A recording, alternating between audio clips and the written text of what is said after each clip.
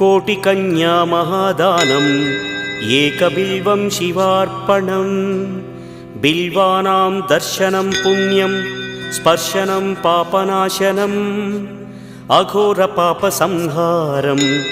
एकबिल्वं शिवार्पणम् सहस्रवेदपाठेषु ब्रह्मस्थापनमुच्यते अनेकव्रतकोटीनाम्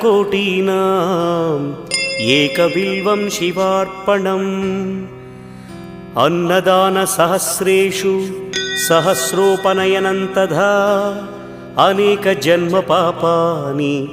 एकबिल्वं शिवार्पणम् बिल्वाष्टकमिदं पुण्यं यः पठेत् शिवसन्निधौ शिवलोकमवाप्नोति